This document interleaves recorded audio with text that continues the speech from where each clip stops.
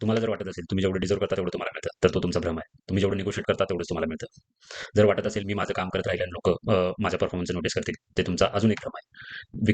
जो बोलतो त्याचं माती विकली जाते, जो न बोलतो त्याचं सोनंही विकलं जात नाही, हे कधीही विसरू नका. एआय हा धोका आहे का? तर नक्कीच आहे. ज्यांचे वर्क रिपिटेटिव्ह टास्क रिलेटेड आहेत, तर ते धोके त्यांच्या नोकऱ्या धोक्यात येतील. पण जर तुमच्याकडे ह्युमन स्किल असेल, ह्युमन स्किल मॅनेज करण्याची कॅपॅबिलिटी असेल, तर तुम्हाला कोणीच टच नाही करू शकणार. तुम्हाला स्ट्रॉंग करियर जर बिल्ड करायचं असेल, तर कमीत कमी आठवड्यातील 60 ते 65 तास काम करावंच लागेल. 45 तास, 40 तास काम करून स्ट्रॉंग करियर बिल्ड होणार नाही. कधी-कधी एकटं राहणं ही चांगलं असतं, कारण की त्यामुळे दुसऱ्यांच्या अपेक्षांचं ओझं थोडं कमी होतं. तुम्हाला स्पष्टपणे नाही म्हणता आलं पाहिजे. जर नाही म्हणता येत नसेल, तर होय म्हणणं हे डिले करता आलं पाहिजे. ऑफिस पॉलिटिक्स हे कधीच इग्नोर करता येऊ शकत नाही. जर तुम्ही घरी राम असाल, तर ऑफिसमध्ये तुम्हाला कुरुक्षेत्रातला कृष्ण व्हावंच लागेल. नमस्कार मित्रांनो, मी महांतेश. आजचा विषय हा थोडा करियर विषयक आहे. मागच्या 18 वर्षात मी माझ्या करियरच्या माध्यमातून मी जे काही शिकलो, ते मी तुमच्याशी शेअर करण्याचा प्रयत्न करत आहे. अ, ते सांगण्याआधी मी थोडंफार माझं बॅकग्राऊंड सांगतो. मी गेली 18 वर्ष आय-टी इंडस्ट्रीमध्ये काम करतो. मी माझं इंजिनिअरिंग 2007 मध्ये पुण्याच्या नामांकित government college of engineering Pune यातून कंप्लीट केलं. त्यानंतर मी Patni computers, Capgemini, IBM, TCS, Wipro, Cognizant आणि आता डेलॉइट सारख्या नामांकित कंपन्यांमध्ये काम करतोय. तर ह्या कन्सल्टिंग क्षेत्रातील 18 वर्षाच्या अनुभवाच्या जोरावर मी तुम्हाला काही सल्ले किंवा माझ्या टिप्स देण्याचा उद्देश हा या व्हिडिओचा असेल. तर पहिला म्हणजे तुमचं इंटरॅक्शन, कम्युनिकेशन किंवा निगोसिएशन हा कसा असला पाहिजे. तर तुम्हाला तुमच्या आयुष्यात जेवढं तुम्ही निगोशिएट करता, तेवढंच तुम्हाला मिळतं. तुम्ही जे डिझर्व्ह करता त्याप्रमाणे मिळत नसतं. त्यामुळे तुमचं निगोशिएशन स्किल हे चांगलं असलं पाहिजे. सोबत तुम्ही लोकांशी इंटरॅक्ट करताना कधी-कधी काय होतं, की मला नाही म्हणता येत नाही. त्याच्या त्या त्या त्या एका वाईट सवयीमुळे तुमच्यावर कामाचा अतिरिक्त लोड पडत असतो आणि बाकीचे खुशाल चंडू लोकं फिरत असतात. तर तुम्हाला नाही म्हणता आलं पाहिजे. कधी-कधी कसं होतं, की तुम्हाला जर नाही म्हणता येत नसेल, तर तुम्हाला होय म्हणणं हे डिले करता आलं पाहिजे. जसं की आता तुम्हाला कोणीतरी काय सांगितलं. तुमच्या मॅनेजर आला आणि म्हणाला, की "बाबा हे अर्जंट आहे आणि हे कर." तर तुम्हाला सांगितलं पाहिजे, की "बाबा ह्या माझ्या आत्ताच्या प्रायोरिटी टास्क आहेत. जर मी ही गोष्ट करेल, तर ह्या गोष्टी डिले होतील. त्याला तू रेडी आहे का?" अशा पद्धतीचा जेव्हा तुम्ही अप्रोच ठेवता, तेव्हा समोरच्यालाही कळतंय, की तुम्ही तुमच्या कामाच्या प्रायोरिटीबद्दल किती सीरियस आहात आणि तुमचे गोल्स आणि तुमच्या का कंपनीचे गोल कसे अलाईन आहेत आणि ते अलाईन करण्यासाठी तुम्ही किती प्रयत्न करतात. कधी-कधी दाखवणं हे खूप इम्पोर्टंट असतं. असं म्हटलं जातं ना, जो माणूस फक्त बोलतो त्याची मातीही विकली जाते आणि जो काहीच बोलत नाही त्याचं सोनंही विकलं जात नाही. तर ती म्हण इथे चपलकपणे लागू पडते. जेव्हा मी म्हणतो तुम्हाला निगोशिएट करता आलं पाहिजे, तेव्हा कसं असतं निगोशिएशन ह्या मल्टिपल टाइप्सचे असतात. जेव्हा तुम्ही नव्या कंपनीमध्ये जॉइन होता, तुम्हाला तेव्हा निगोशिएशनचा एक पार्ट येतो किंवा मिड इयर परफॉर्मन्स किंवा अॅन्युअल परफॉर्मन्स असतो, त्यावेळेला निगोशिएशनचा पार्ट येतो. तर सुरुवात आपण करूया, की जेव्हा नवीन जॉइनिंग होतं. जेव्हा नवीन जॉइनिंग होतं, तेव्हा आपला मेन फोकस असतो सॅलरीवर. कधी-कधी कंपनीच्या हातात ही नसते, की सॅलरी तुम्हाला ते जास्त देऊ शकतील. त्यांचा कारण की त्यांचा एका बँडसाठी एक स्पेसिफिक रेंज ठरलेली असते. तर तेव्हा सॅलरी निगोशिएशनच्या वेळेला तुम्ही डायरेक्ट एक नंबर नका सांगू. तर तुम्ही काय करू शकता, की तुम्ही एक टेंटेटिव्ह रेंज सांगू शकता. समजा आता तुमचा एक 10 वर्षाचा एक्सपिरियन्स आहे, तर तुम्हाला एक 30 लाखाचा पॅकेजचं तुमचं अपेक्षा असेल, तर तुम्ही डायरेक्ट 30 नका सांगू. तर तुम्ही सांगा, की मला 30 ते 35 याप्रमाणे असेल. मग ते येतील, की नाही बाबा आम्ही एवढे नाही देऊ शकत. मग त्या तुम्हाला जेव्हा कळालं, Glassdoorवर थोडंफार सर्च करा, की त्या टायटलसाठी त्या कंपनीमध्ये किती रेंज असू शकते. त्याच्यातून तुम्हाला टेंटेटिव्ह नंबर येतो. जर मग तुम्हाला वाटलं, की आता हे पैशाच्या बाबतीत होऊ नाही शकत आहे, तर तुम्ही अजून काय निगोशिएट करू शकता, की तुमचं डेझिग्नेशन तुम्ही वाढवून घेऊ शकता. तुमचे पर्क्स वाढवून घेऊ शकता. जसे की एम्प्लॉयी स्टॉक एक्सचेंजचा पण स्टॉक्सचा ऑप्शन असतो. तो त्याच्याबद्दल तुम्ही बोलू शकता किंवा नवीन-नवीन ट्रेनिंगसाठी त्यांना विचारू शकता. जर मी तुमच्या इकडे जॉइन झालो, तर मला माझ्या या करिअरच्या प्रोग्रेशनसाठी मला हे ट्रेनिंग लागतील. त्यासाठी तुम्ही स्पॉन्सर करू शकता का? अशा पद्धतीचं जर तुम्ही निगोशिएट कराल, तर तुमच्या पत्रामध्ये खूप काही गोष्टी पाडून घेऊ शकतो. तर ही एक चूक मी माझ्या करिअरच्या सुरुवातीला केली होती. मी फक्त एका कंपनीला कंटाळून म्हणून दुसऱ्या कंपनीमध्ये गेलो. का तर तिथेही मी तसाच फसलो. तर त्यावेळेला मी पैशाकडे जास्त बघितलं नाही किंवा काही इतर गोष्टी, टायटल याकडे बघितलं नाही. तर त्याच्या आधारावर मी हे तुम्हाला सांगतो, की निगोशिएट हे तुम्हाला करता आलं पाहिजे. दुसरा निगोशिएशनचा वेळ येते ती म्हणजे तुमचा मिड इयर किंवा अॅन्युअल परफॉर्मन्सच्या वेळेला. तेव्हा कसं असतं, की तुम्हाला एक कंपनी तुम्हाला स्पेसिफिक एक बेल कर्व्ह जो म्हणला जातो, त्याच्यामध्ये तुम्हाला एक स्पेसिफिक बँड दिलेली असते आणि तेवढीच तुम्हाला रेंज ते देऊ शकतात पैशाच्या हाईकच्या जोरावर हाईक राइट. तर त्यावेळेला तुम्ही त्या सिच्युएशन कशा हँडल करू शकता. तेव्हा तुम्ही तुमच्या मॅनेजरला सांगू शकता, की बाबा मला नेक्स्ट 6 महिन्यामध्ये मला माझ्या करिअरमध्ये अशी प्रोग्रेशन पाहिजे. त्यासाठी माझा करिअर पाथ काय असेल? मला ह्या अपॉर्च्युनिटी इथं दिसतायत. माझ्या स्किल सेटला ह्या मॅच होणाऱ्या. तर त्या अपॉर्च्युनिटी रीच करण्यासाठी तू मला कसं हेल्प करशील? तर तुम्ही काही ॲक्शन ओरिएंटेड डिस्कशन जेव्हा तुम्ही तुमच्या मॅनेजर सोबत करता, तेव्हा त्याच्यावर पण थोडासा प्रेशर येते, की बाबा हा माणूस सीरियस आहे. याला आपण प्रोग्रेस करताच आलं पाहिजे. फक्त जाऊन त्या परफॉर्मन्स रिव्ह्यूमध्ये बसणं असं करू नका. ह्या काही काही वर्षांमध्ये मी ही चूक केली होती. तर त्या चुकीच्या आधारावर मी तुम्हाला हे सांगतोय, की तुम्ही ॲक्शन ओरिएंटेड गोल जसे तुमच्यावर सेट केले जातात, तसे तुमच्या मॅनेजरवरही तुम्ही सेट करा. आणि तुम्हाला जर वाटलं, की तुमच्या परफॉर्मन्सप्रमाणे तुम्हाला तुमची कंपनी रिवॉर्ड नाही देत आहे किंवा रिकॉग्निशन नाही मिळत आहे, तर तुम्ही त्यांना एक टाईमलाईन द्या आणि त्या टाईमलाईन नंतर बाहेर शोधणं चालू करा. कारण की कधी-कधी स्वतःसाठी स्वार्थी होणं हे खूप गरजेचं आहे. तिथं आपण थोडे मिस होतो. नेक्स्ट सल्ला असू शकतो, how to build your niche and how to promote your brand. म्हणजे तुम्ही तुमचं निश कसं डिफाईन कराल आणि तुमचा पर्सनल ब्रँड कसा प्रमोट कराल. तर सुरुवात करूया निश म्हणजे काय. निश म्हणजे तुम्ही कोणत्या गोष्टींमध्ये चांगले आहात किंवा बेस्ट आहात. तुम्हाला कोणत्या गोष्टी आवडतात आणि त्या गोष्टींसाठी कंपनी पैसे पे करायला तयार आहे का? किंवा मार्केटमधून तुम्हाला त्यासाठी पैसे मिळू शकतील का? ह्या 3 प्रश्न हे सातत्याने दर 6 महिन्यांनी स्वतःला विचारत चला आणि त्याची जी उत्तरं मिळत जातील ते तुमचा निश असेल. म्हणजे काही-काही लोकं असे म्हणतात, की यार मी माझं काम जे करतो त्याच्यामध्ये मला इतकी पॅशन नाही वाटत. तर फॉलो युअर पॅशन. हे मला एक थोडंफार ओव्हर रेटेड स्टेटमेंट वाटतं. माझं हे वाक्य तुम्हाला थोडं कॉन्ट्रोव्हर्शियल वाटेल, पण ते खरं आहे. पहिले 3-4 वर्ष तुम्ही झपाट्यानं काम करा. ओके. आणि एक निश डिफाईन करा, एक निश बिल्ड करा आणि थोडाफार 1 वर्षाचा कॉर्पस फंड करा आणि मग त्यानंतर तुमचे पॅशन वगैरे काही फॉलो करायचं असेल ते करू शकतात. पण तुम्हाला मी माझ्या अनुभवावरून सांगतो, 5 ते 10% लोकांनाच माहिती असतं करिअरच्या सुरुवातीला, की त्यांची पॅशन काय आहे. पण बाकीचे 90% पब्लिक हे जनरल फ्लोमध्ये जात असतं. मी असे माझे मित्र बघितलेले आहे. त्यांनी आमच्या कॉलेजमधून बी-टेक केलं, नंतर एम-बी-ए केलं आणि त्यांना नंतर ते कुठल्यातरी तिसऱ्याच मार्केटिंगचा जॉब करतायत. तुम्ही इंजिनिअर झाला, एम-बी-ए झाला आणि करताय वेगळंच. तर हा एक पॅटर्न आहे आणि हे मी म्हणजे हे सी-ओ-ई-पीतील पोरांच्या सॅम्पल सेटवरून सांगतोय. तर याचा अर्थ असा आहे, की पॅशन हे फॉलोइंग युअर पॅशन हे थोडंफार जरा ओव्हररेटेड झालेलं आहे. तर तुम्हाला तुमचा कॉर्पस बिल्ड करणं हे पहिल्या 4-5 वर्षात हे तुमची प्रायोरिटी असलं पाहिजे. नंतर तुमचा पर्सनल ब्रँड हा कंपनी लेव्हलवर किंवा सोशल मीडिया लेव्हलवर प्रमोट करता आला पाहिजे. ते कसं करायचं? तर त्यासाठी काय करायचं? एखादं समजा तुम्ही काही नवीन गोष्ट शिकलात किंवा तुम्हाला नवीन काहीतरी कळालं किंवा नवीन कोणतं तरी पुस्तक वाचलं, तर LinkedInवर एक तुम्ही छोटंसं राईटअप लिहू शकता, की हे मी वाचलंय आणि ह्यातल्या 3 गोष्टी समजल्या. तुम्हाला काय वाटतं? अशा पद्धतीच्या पोस्टमुळे तुम्ही एकतर तुमचं सर्कल तयार कराल. लोकांची इंटरॅक्शन होईल. त्या same field, same interest level share करणाऱ्या लोकांशी इंटरॅक्शन होईल आणि LinkedIn हे प्रोफेशनल नेटवर्क आहे. त्यामुळे तुमचं मॅनेजर किंवा तुमच्या ऑर्गनायझेशन लेव्हलला पण तुमची व्हिजिबिलिटी वाढेल. ही पद्धत असू शकते.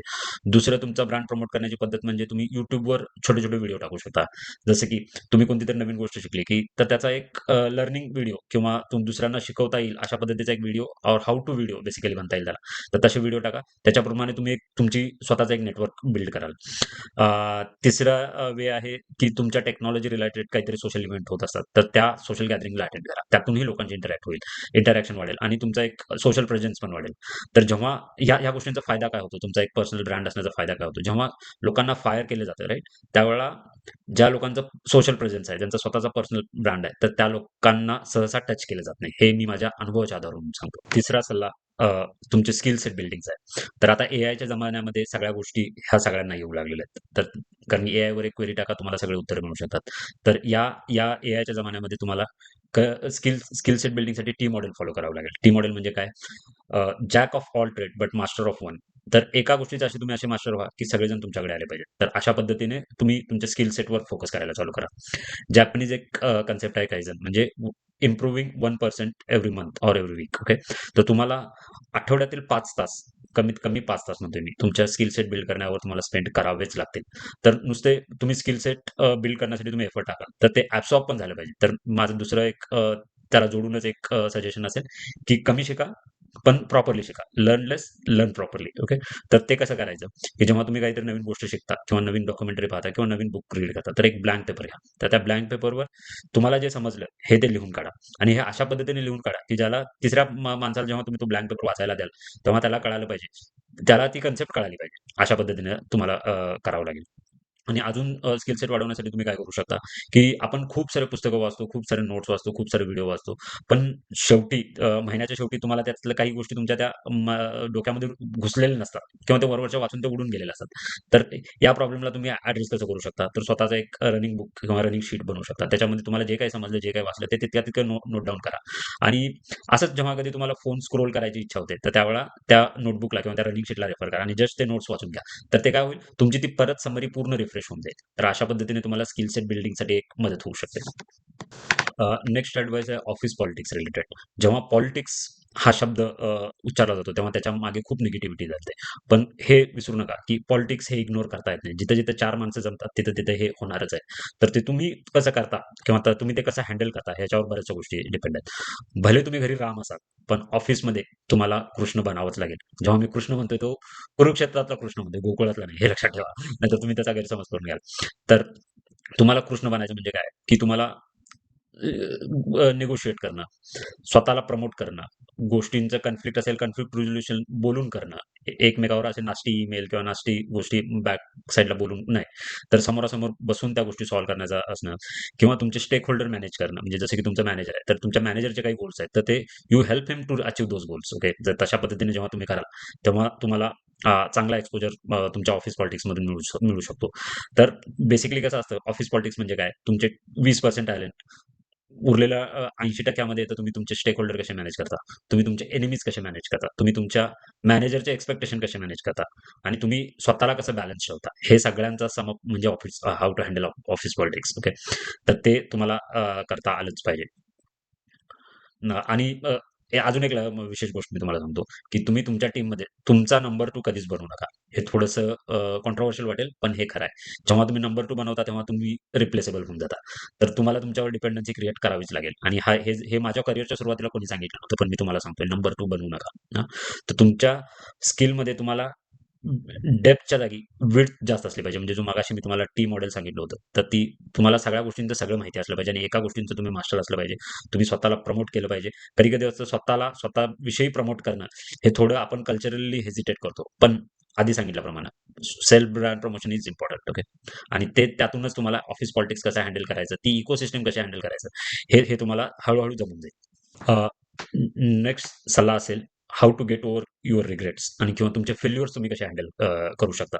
तर कधी-कधी काय होतं, की तुम्हाला कायम असे रिग्रेट असतात, "यार मला हाईक मिळाली नाही. मला हे प्रमोशन पाहिजे होतं, ते मिळालं नाही. मी दुसरी दुसरी माझ्याकडे ऑफर होती, ती मी घेऊ शकलो असतो." तर ह्या गोष्टींचा जास्त विचार करण्यात काही अर्थ नाही किंवा एखादं फसलेलं प्रेझेंटेशन आहे. तर हे सारखं-सारखं मनाला तुम्ही सांगत जाल, तर त्या गोष्टी जेवढ्या असतात त्याच्यापेक्षा पण जास्त मोठ्या वाटू लागतात. तर हे सॉल्व्ह कसं करायचं? तर सॉल्व्ह असं करायचं, तुमची जी निगेटिव्ह इमोशन्स आहेत, की माझं समजा एक प्रमोशन फसलेलं आहे किंवा माझं एक प्रेझेंटेशन फसलेलं आहे. तर त्याला अ, एका याच्यामध्ये निगेटिव्हली लिहा आणि दुसऱ्या एक पेपर घ्या. ओके. एक पेपरचे 2 पार्ट बनवा. त्या एका पार्टमध्ये त्याला निगेटिव्ह जसं तुम्हाला आत्ता वाटतं, तशा पद्धतीने त्याला त्यात लिहून काढा आणि दुसऱ्या पार्टमध्ये त्याला पॉझिटिव्हली लिहून काढा, की तुमचं माझं माझं हे प्रमोशन फसलं, राइट? तर तुम्ही स्वतःला समजा, नाही, नाही, इथं माझं चांगलं प्रमोशन झालं. ठीक आहे. ह्या प्रमोशनमुळे माझी इतकी व्हिजिबिलिटी वाढली किंवा मी हे प्रेझेंटेशन देत होतं. मी हे प्रेझेंटेशन सक्सेसफुली दिलं आणि मला अशा पद्धतीचं अप्रिशिएशन मिळालं. तर जो चांगल्या पद्धतीने तुम्ही रिराईट केलेला आहे तुमचं पास्ट इमोशन किंवा पास्ट इव्हेंट, तर तो तुम्ही सारखं रीड करा. तर त्या पद्धतीमुळे तुम्ही काय करू शकता, की तुमचे जे निगेटिव्ह इमोशन्स होते, तर त्याच्यावर ओव्हरराईड करू शकता. कधी-कधी काय असतं, की कामाच्या ठिकाणी आपल्याला काही-काही चांगल्या आयडिया येऊ शकतात. तर तुम्हाला मी एक एक्झाम्पल देतो. जेव्हा Googleमध्ये असताना सुंदर पिचाई बनवण्याच्या आधी, Chrome ब्राउझर बनवण्याच्या आधी ना, जगामध्ये Microsoftचं एज हे एकमेव असे म्हणजे कसं डिफॉल्ट ब्राउझर होतं आणि ते खूप पॉप्युलर पण होतं.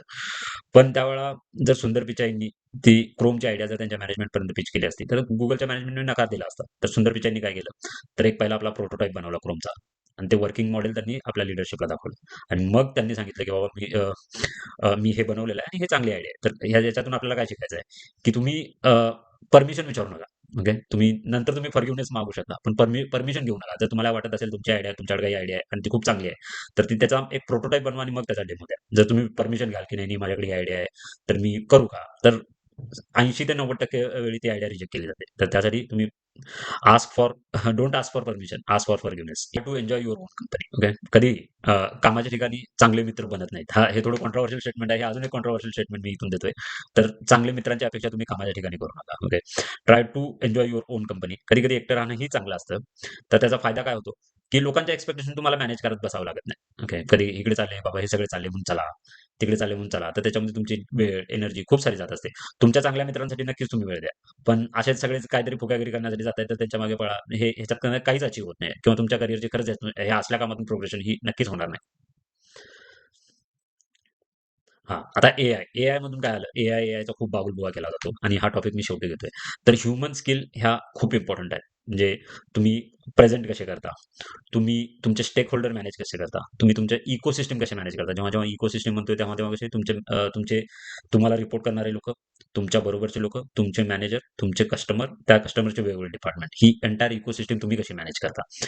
ह्या गोष्टी तुम्हाला एआय करून नाही देणार आहे, हे तुम्हालाच करावं लागणार. आणि ह्या स्किल ज्यांच्याकडे आहेत ते लोक इरिप्लेसेबल आहेत. तर एआय मधून जाणार कोणाचं, जे जॉब कोणाचे जाणार, ज्यांचे कामाचा पूर्ण फोकस हा स्लाइड्स बनवणे, एक्सेल शीट बनवणे, रिपोर्टिंग करणे, पीएमओ स्टफ करणे. तर त्याच्यामधून असे ज्यांचे रिपिटेटिव्ह टास्कवाले जे जॉब आहेत तर ते जाणार.